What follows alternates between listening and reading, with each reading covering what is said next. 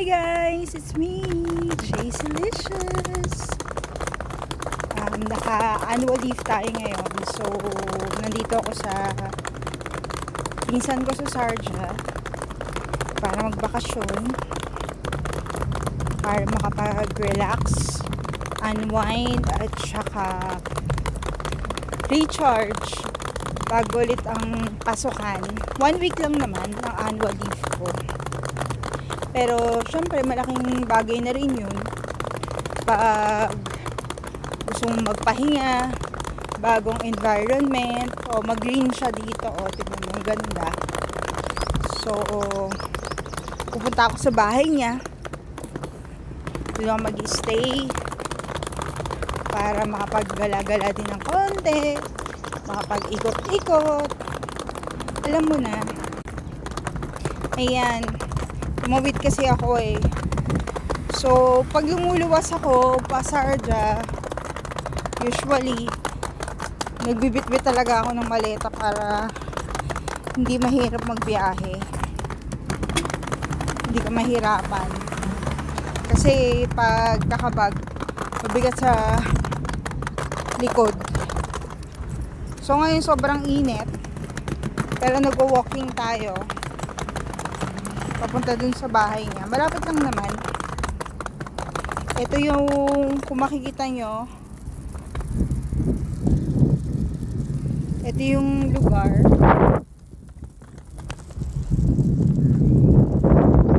Yeah. So, nandito tayo sa university. Diba, pawisan tayo. Sobrang init talaga ngayon dito. Pero, mahangin siya. Tapos, dito din kami dati nakatira. Tumira din ako sa bahay nila dati. Nung mga maliliit pa yung mga pamangkin ko. Tapos ngayon, wala na sila dito. Pero yun nga, yung pinsan kong isa naiwan dito.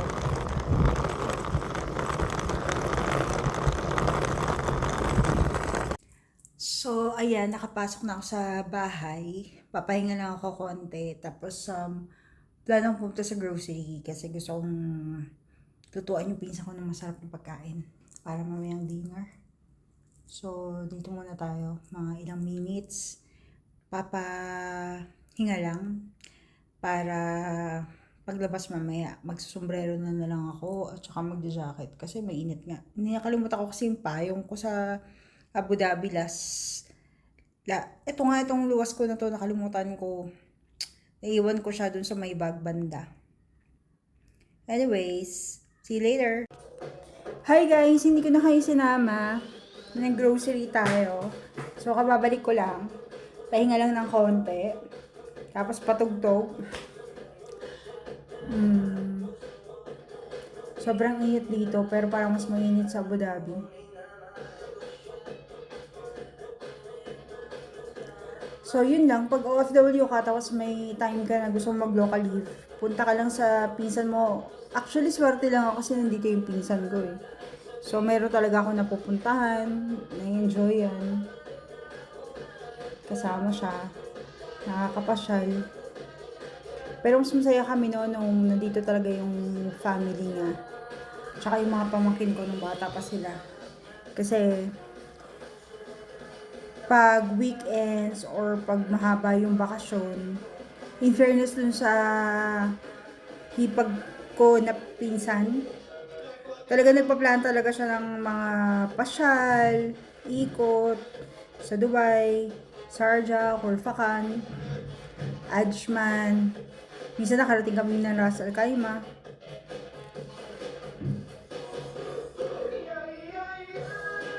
Siguro hindi namin napuntahan yung Fujairah. Pero, yun nga. Marami na kami napasyalan dito kasi dahil sa kanya. Tsaka mahilig siya mag-staycation. Mahilig siyang mag-plan nun, magpupunta sa hotel. Kami magpipinsan, yung mga pinsan ko din sa Abu Dhabi na iba. Darating yun. Tapos yun, magbabanding kami. Kung hindi naman, mag-uusap-usap kami na, alam mo yun, magluto. Tapos mag-budol fight kami. Yung mga ganun. Maraming mga bagay na nakakamiss nung dito kami nakatira sa university. Kasi magkakasama kami, marami kami. Tapos, ugali namin nun pag weekends, mag-grocery. Nilalakad lang namin yung grocery kasi malapit lang siya dito. Masaya yung mga moments kasi maliit pa yung mga bata. So, pag niyaya namin sila mag-grocery, lalakarin namin, magmamadali sila. Tapos, magsusunod sila ng sleeper nila agad. Tapos, maglalakad kami papunta doon kasama namin yung angel namin.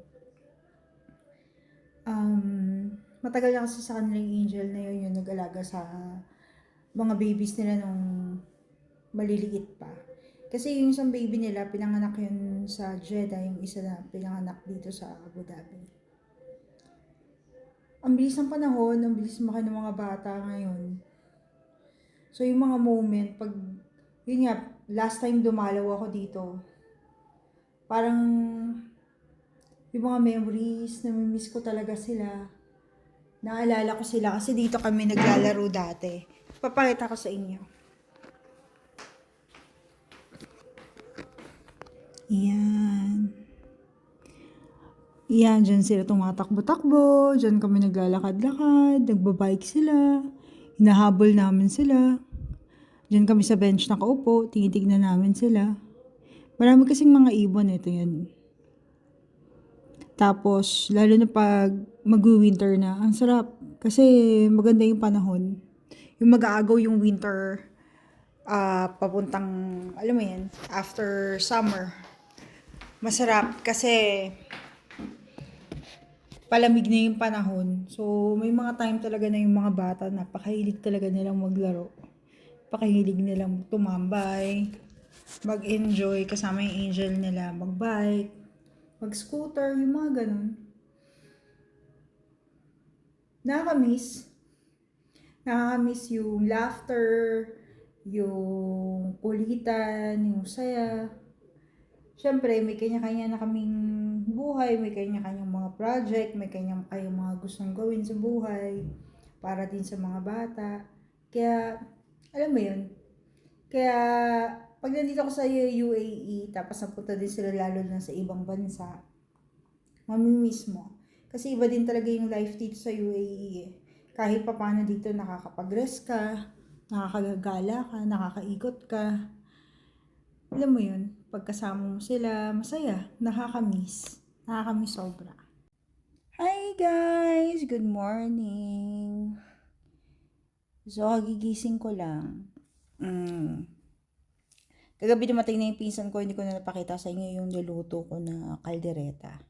Kasi talagang pagkasama ko sila, acts of love ko talaga yun, yung nagluluto, nagpre-prepare ng mga food for them. Ewan ko, masaya ako nang ginagawa ko yun. Kasi syempre ate ka. So, pakiramdam ko talaga pag nagluluto ako sa kanila talagang, alam mo yun, ateng-ate ka. So, yun, nakahiga pa ako, pero yan, pabangon na yun. Sarap ng tulog ko kagabi. Kasi aircon. Wow, hindi lahat naman dito aircon kasi nga mainit yung panahon sa labas. So pag hindi ka aircon sa loob, magmo-moist siya. So ang tendency pag nag-moist siya, masisira lahat ng gamit mo, mga sapatos mo, mga gamit mo kasi nga mga cabinet, mga damit, magmo-moist siya, magkakaroon ng molds. So sa labas sobrang init pero pagpasok mo sa bahay talagang todo talaga yung AC. Kasi hindi pwedeng walang AC dito. Kundi wala, sira yung mga gamit mo. Ayan, nakakain na kami ng pinsan ko, nakapasok na siya. So, mag-isa ako dito ngayon, wala na akong magawa. Kaya nag-vlog na lang ako. Alam mo yun, kasi parang ang tagal, isang buwan bago nasundan. Kasi nga, marami talagang ginagawa sa opisina. Walang time. Tapos, iba din kasi pag nandun ka sa flat. Yung flat ko kasi shared flat siya. Hindi siya yung flat na peres din sa pinsan ko. Siya lang mag-isa nakatira dito. Kaya masarap siyang dalawin kasi masarap sarili yung kitchen. Makakilos ka talaga. Makakapagluto ka. Makakapaghugas ka ng pinggan. May enjoy mo. Lalo na yung environment kasi tahimik din. Tapos, yun nga, mag-isa ka. Walang makikialam sa'yo. Mamaya pa yun uuwi.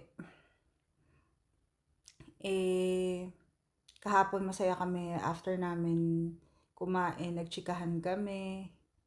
Tapos, yun nga, mahilig din siyang gumawa ng shake. So, nag-shake kami nung gabi. Avocado shake. Kasi uso yung avocado dito ngayon eh. Kaya yun yung ininom namin kagabi after namin mag-dinner. Yung kaldereta nga niluto ko. Mamaya papakitaan ko kayo, magluluto ako ng kare-kare. So, kare-kareng gulay. May beef naman. Lalagyan ko rin siya ng beef. Ito ang buhay natin pag OFW, pag nagpahinga. Kasi kailangan talaga ng OFW magpahinga.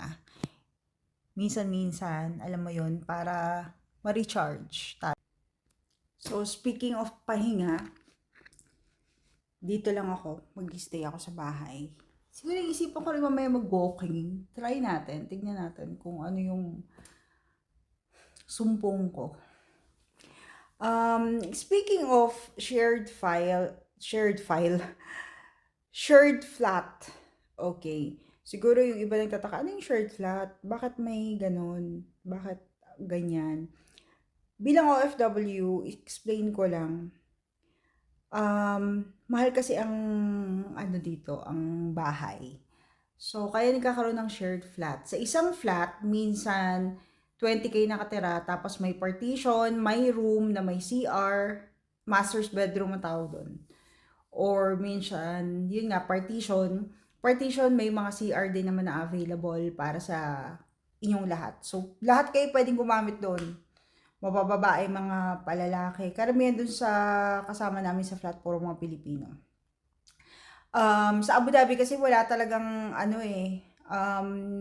limited yung company na nagbibigay talaga ng accommodation. Hindi parehas sa Dubai, nagbibigay talaga sila ng accommodation. Lalo na pag nag-work ka sa school, may accommodation talaga.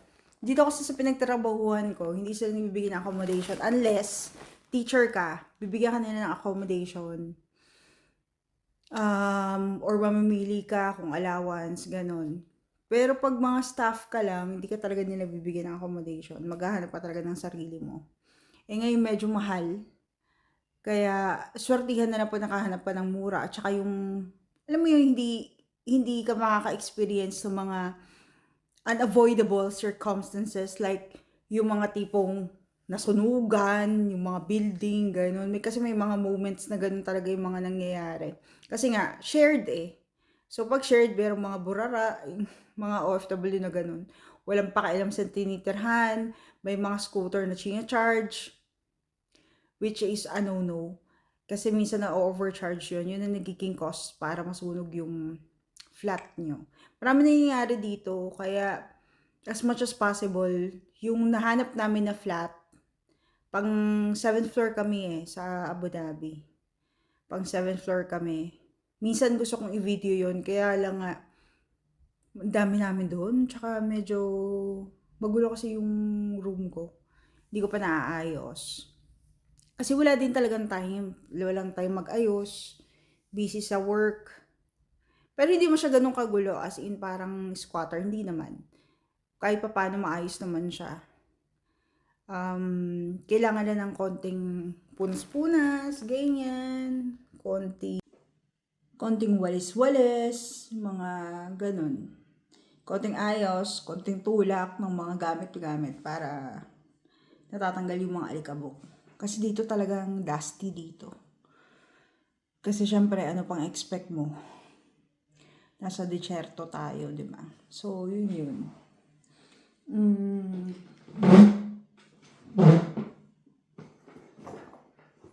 Pero the usual naman, masaya naman din yung may kasama ka sa bahay na marami na mga OFW dyan. Kasi yung makikita mo iba-ibang klase ng ugali.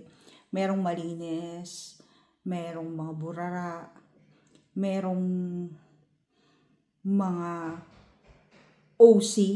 Alam mo yun, siguro mabibilang mo ako sa OC kasi pag nagluto talaga ako, gusto ko after ko magluto, sabay-sabay hugas lahat, sabay-sabay linis ng dun sa kitchen, yung mga tiles, yung oven mismo, kailangan malinis siya, tapos sabay mop, sabay ayos ng mga basahan, sabay kusot ng mga basahan, alam mo yun, para talagang mapanatili mong malinis yung kitchen. Kasi nga syempre, tulungan kayo eh.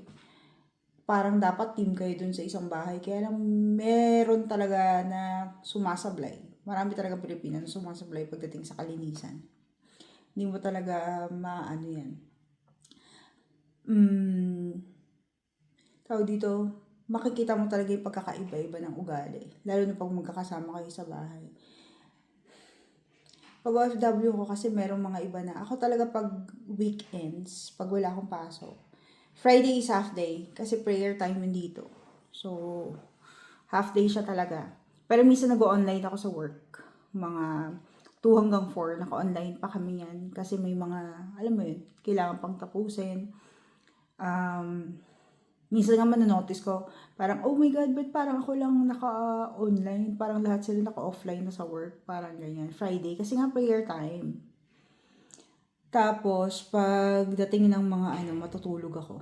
As in, Friday talaga natutulog ako. Minsan, umiinom ako talaga ng pampatulog para makuha ko talaga yung tamang gusto kong tulog. Ganyan, makapagpahinga. Tapos, Saturday, tanghali na ako nagigising. Pag Saturday. Tapos, magluluto na ako niyan for 1 week na baon. Tapos, tulog ko ulit. Basta paborito ko talagang gawin pag weekends matulog.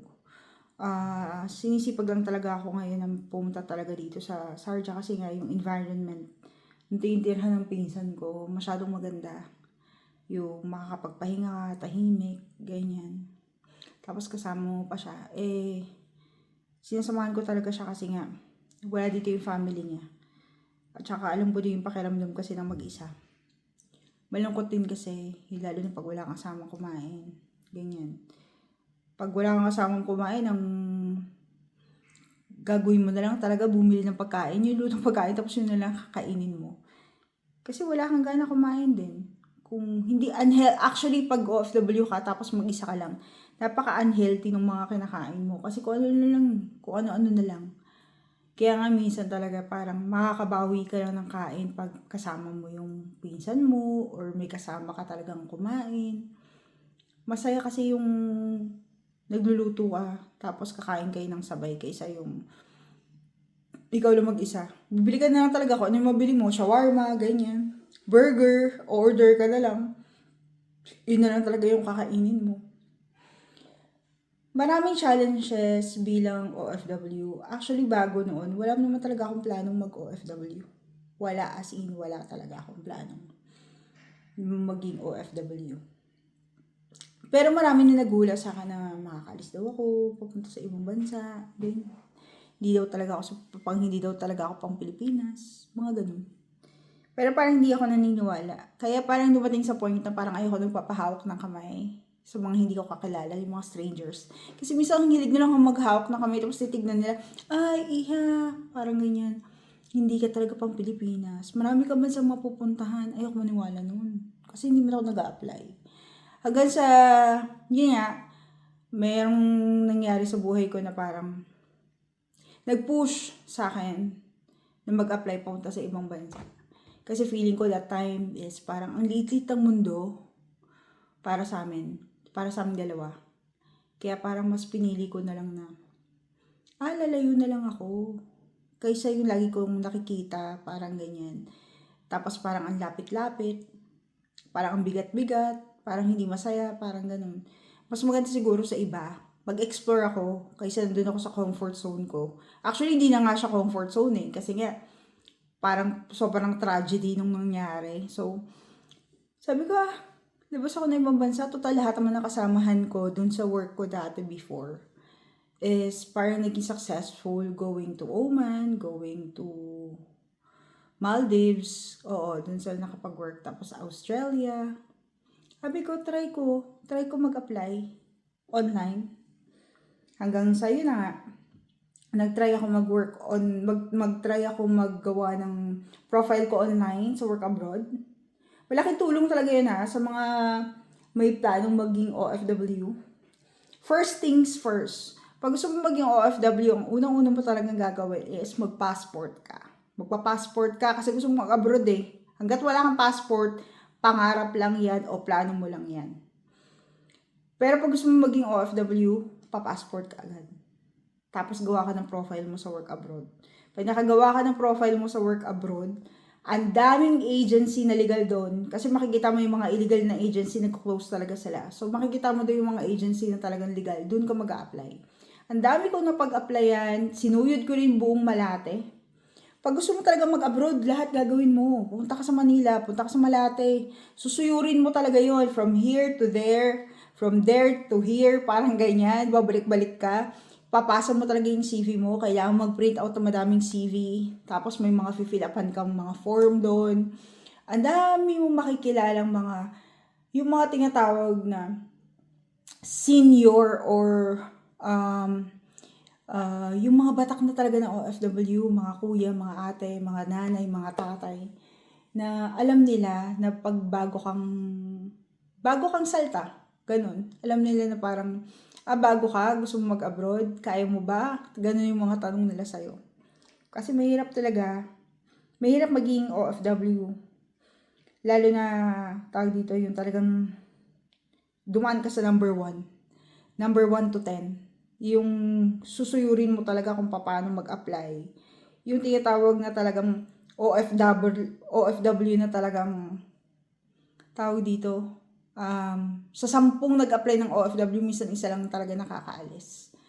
Yun talaga yung talagang dinaan mo yung butas ng karayom, dinaanan mo talaga yung butas ng karayom. Yun talaga yung mga sinasabing legal o talagang tatak na OFW na talagang yung hirap na pagdaanan mo kasi yung haba ng pila sa medical.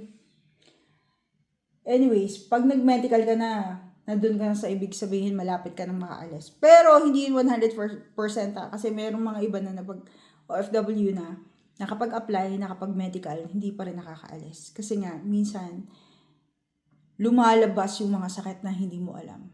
Meron pala silang, meron pala silang mataas yung sugar, o kaya mataas yung BP, mga ganyan. Or may hearing, tapos dito mayroon silang hearing problem, ganyan. Kasi may mga test yun, lahat yun may test. Pati psychological examination meron talaga. Yun, kaya swerte yung mga OFW na may mga pinsan dito, nakakarating dito, tapos nakahanap ng trabaho. Swerte yung mga yun.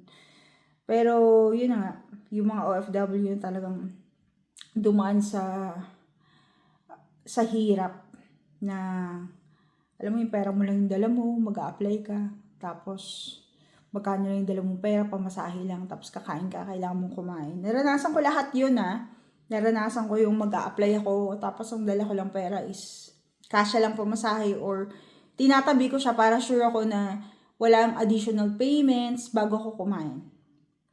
Tapos dun kasi sa agency na pinag-applyan ko, may mga fishballan, alam mo yun? May fishballan, may gotohan, ganyan. Usually talaga pag ganyan na, alam ko nang wala na akong babayaran, gagawin ko, eto na, wala na akong babayaran. Doon ako time nakakain.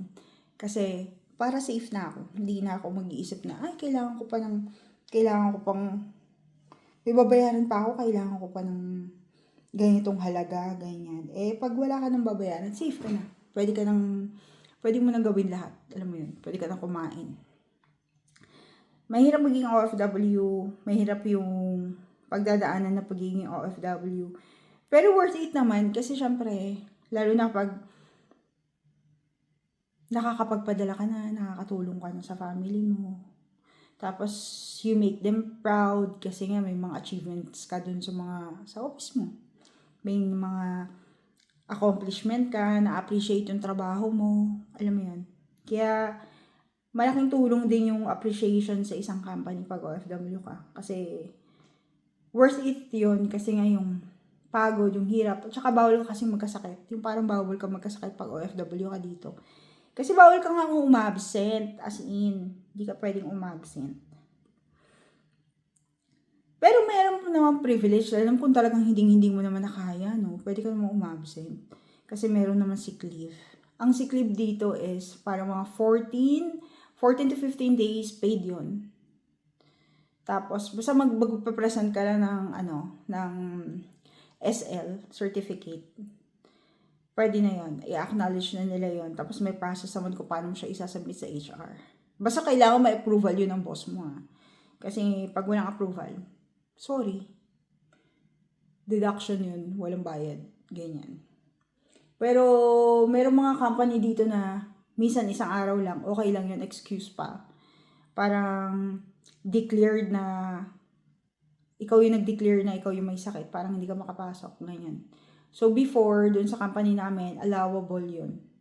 But now, they changed the policy na parang hindi. Kailangan pag 1 day absent, kailangan makakuha ka na agad ng certificate of sick leave para i-allow na payable yung absent mo. Iba-iba. Nag-change kasi yung policy. Every now and then talaga nag-change yung policy ng company. So yun.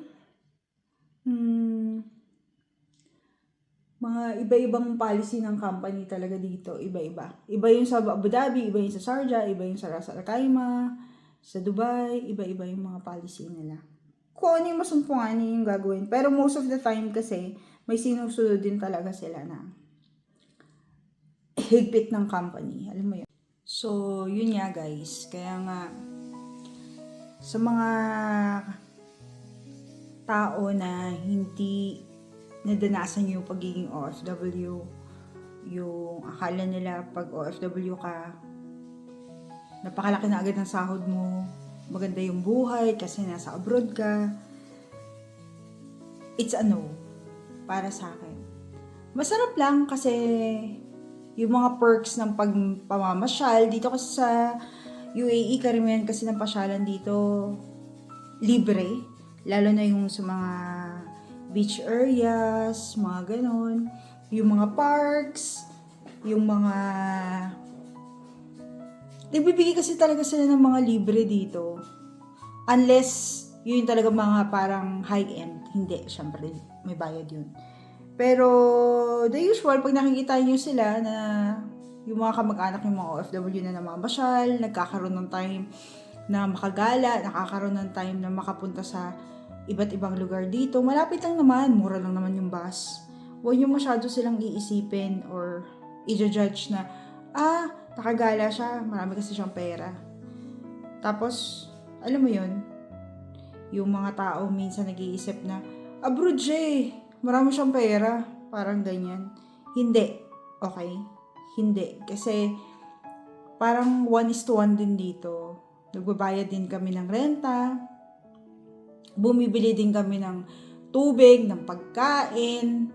Pag nagkakasakit kami, meron kaming insurance, may certain amount kami binabayaran. Pero, pag na-reach namin yung limit ng insurance namin, lalo na sa medicine, nagbabayad din kami. So, bumibili din kami ng medicine namin. Iniingatan namin yung mga sarili namin magkasakit dito. Kaya kung nagtataka kayo, yung mga OFW na umuwi sa Pilipinas, yung biglang nagkakasakit. Alam niyo bakit sila nagkakasakit? Kasi, bakit kami nagkakasakit? Kasi, yung parang biglang pahinga. Yung parang dire-diretso ka, ganyan, nagtatrabaho ka, hindi mo iniisip yung masama yung pakiramdam mo, inuubo ka, nilalagnat ka, pumapasok ka, wala kang pakialam. Kasi, kailangan mo magtrabaho. Kasi dito, na isang, isang grounds dito para matanggal ka or ma-terminate ka is parang hindi ka ganun ka-healthy, you're not fit to work, kaya palagi kang absent. Kaya kailangan pag OFW ko, ingatan mo yung sarili mo talaga. Kaya sa mga kaibigan ko, sa mga kakilala ko, na ang tingin pag OFW, maraming pera, ganda ng buhay, hindi. Siguro depende na lang pag talaga nag-earn ka ng mga 300 to 500,000 pesos a month. Siguro yung pwede mo sabihin na, ganda ng buhay niya. Kahit na ako pwede mo sabihin yun. Pero hanggat hindi mo nare-reach yung ganong salary, tumutulong ka sa family mo, nagbabayad ka ng bills mo, para sa akin, hindi siya ganon ka yaman para sabihin mo, ang yaman niya na. Pag umuwi siya sa Pilipinas, marami yung pera. Ganon. So, bawas-bawasan po natin yung pag-iisip ng ganon sa mga kaibigan natin, sa mga kilala natin. Minsan talaga kaya lang tayo umuwi. Kaya kami umuwi kasi gusto namin makasama yung family namin. gusto namin makasama yung mga totoong kaibigan namin, yung alam yung nangyayari sa buhay namin na hanggang ngayon, yung kahit na walang mahabang kwentuhan, kahit na walang mahabang kamustahan, pero pag nag-message ka, umuwi ako, kita tayo. Alam mo yun, yung parang kulang na kulang yung oras na magkakasama kayo. Nagpapasalamat lang talaga ako dun sa, I will not mention their names, alam nila kung sino sila, na hanggang ngayon, kung ano yung ugali ng high school, kasi sila talaga yung mga kaibigan ko, yung high school. May mga elementary din man akong friends until now. Nasa Facebook ko pa, mga close, very close friends ko. Few lang naman sila. Pero sila yung masasabi ko na gusto ka nilang makita, gusto ka nilang makasama. Hindi dahil sa gusto nilang libre or gusto nila, hindi eh. Gusto ka nilang makasama kasi mahal ka nila. Gusto ka nilang makasama kasi alam nila yung kwento ng buhay mo. Alam nila pag nagkita-kita kayo, alam mo nila na may bago kang kwento, may bago kang karanasan sa ibang bansa, may bago kang experience na pwedeng i-share sa kanila na magiging knowledge yun para sa kanila. Pwede kang mag-share, alam mo yun. Kaya, dun sa mga kaibigan ko na yun, papasalamat ako kasi hanggang ngayon, andyan pa rin kayo para sa akin. At saka, naniniwala kayo na darating din yung time na magkakasama talaga tayo ng matagal. Thank you talaga sa time niyo pagkasama ko kayo kasi nafe-feel ko talaga yung halaga ko. Nafe-feel ko na totoo kayo sa akin. At saka, kahit na walang long communication, minsan lang mag-video call. Oo, usually talaga meron akong mga ka-video call ng mga friends ko ng high school. Shout out, hindi. Joke lang, hindi pwedeng sabihin kasi nakakahiya din. Mamaya pagalitan nila ako. So, yun, maraming salamat sa lahat. Yung mga nakaka-chat ko, nakakausap ko, nasa ibang bansa ding iba. Thank you so much for always being there for me. Yung pagiging parang thoughtful nyo, yung nangangamusta kayo, lalo na pag merong mga happenings here and there and everywhere, hindi kayo nakakalimot. So, yun lang. Basta, dun sa mga kaibigan ko na mga tao dito, malayo-layo na rin yung darating sa buhay. Be thankful kasi nandyan kayo, kasama yung family nyo habang nararating nyo yung mga bagay na gusto nyong marating. Wag lang sanang magbabago yung mga ugali nyo dun sa mga kaibigan nyo na nag-abroad na ang tingin nyo marami na silang pera. Hindi ganun. Kailangan ilagay nyo rin yung sarili nyo sa sapatos nila or sa tsinelas nila na hindi, mas lucky kami kasi habang nararating namin yung mga bagay-bagay, habang nararating namin yung mga gusto namin mangyari sa buhay namin, andito kami kasama namin yung asawa namin, family namin, nanay namin, tatay namin, mga kapatid namin. So, wag yung masyadong i-judge yung mga kaibigan nyo na malayo. Na akala nyo pag umuwi, nakalimutan na kayo. Hindi ganun. Kasi minsan talaga kulang yung time na i-spend mo pa sa family mo kaysa ilabas mo pa, kasama mo yung mga kaibigan mo talaga. Kung totoo naman kayong kaibigan, maiintindihan nyo naman yun na saglit lang kasi yung pag-uwi niya, 1 buwan lang. So talagang kailangan kasama lang niya yung family niya. Pag may time lang yan lumabas at saka lang yan makikipag-message, makakapag-message, mailalabas lang. Pero nagpapasalamat talaga ako dun sa mga kaibigan ko na tuwing umuwi ako, talaga nagbe-make time talaga sila sa akin. Nakakasama ko talaga sila. Nakakapag-banding kami. Or may moment na sabihin ko sa kanya, hindi ako makakalabas, pwede ba kayo na napunta dito sa bahay? Anyways, alam niyo naman yung reasons doon sa mga close friends ko, bakit mas pinipili kong makasama yung mami ko, yung mga kapatid ko pag umuwi ako kasi nga, limited lang talaga yung time. Kaya, yun. Maraming salamat sa pakikinig. So, sa susunod na vlog, ipapakita ko na lang kung paano yung lulutuin ko. Hanggang Thursday pa ako dito sa Sharjah or hanggang Wednesday, hanggang bukas. So, update ko kayo guys. Thanks so much for listening. Bye-bye! Ciao! Don't forget to subscribe, click the notification button, and share. Shukran!